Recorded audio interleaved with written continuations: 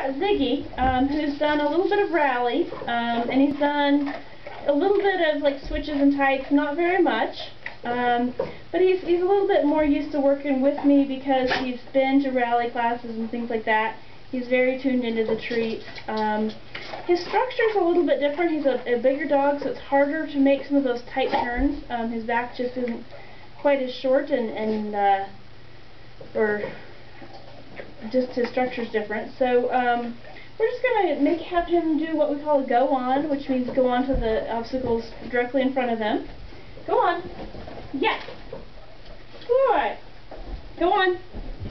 And see there, he turned around and came behind me. I have my food in his hand, although I do have other food in his hand, which is probably distracting him.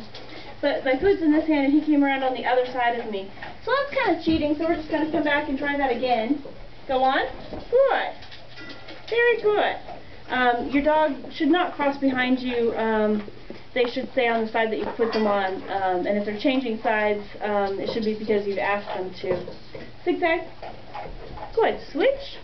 Good. Go on. Good. Good boy. Go on. Oops. You ran into the hoop. How foolish. You did? Go on. Good. And sometimes when you're starting out with the dog, the focus will be more on you or more on your food in your hand than it is on the obstacles. And so if they start to turn into you or lose focus on that, sometimes it helps to turn your body into them a little bit.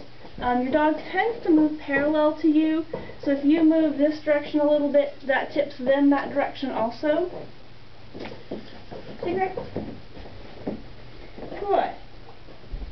So if I see him coming into me right here, I can use my body to tip him back around just a little bit. Or I can, if I don't have food in my hand, I can use his hand to tip him in a little bit. Good boy. And we can do the same thing here. We can change it up. We can go, go. Yes, come tight. Good. Just because there's two hoops there, it doesn't have to be a go on, and your dog needs to learn to listen to you. Go. Go. Go. Yes. Yes. Good. Or it can be go. And you cheated. You cheated. Go. Yes. Good boy.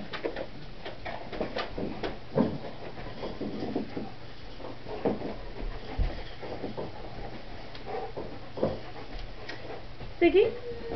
Go. That was a nice out. That wasn't really a go. But again, we're going to take it, and we'll just keep working on that, and we're not going to get upset about things like that. Your hands basically draws the path that the dog's going to follow. So if I want Roxy, shush.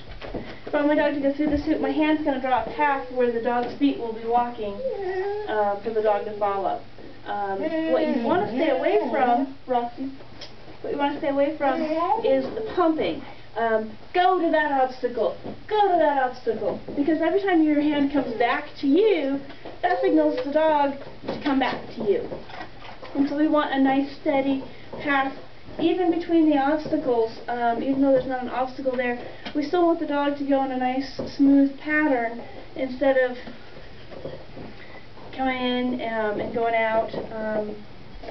We're not doing karate here. We're just drawing the path. Go. Good dog. And again, make sure that your voice tone says that the dog's doing good. Use your timing to let the dog know exactly when they've done what you want them to do. If my goal is for my dog to pass through this hoop, go. Go. Good. I want to use that good right at the moment that the dog's passing through the hoop. Whether it's a good or a yes or a click. Go. If my goal is really come tight, good. To get them to do it come tight, I'm going to use that good right at the moment that they make that tight turn. Ziggy, sit. Good. Ziggy, come front. Good. Ziggy, come around. Come around. Yes. Nice. Down. Good, down. Wait.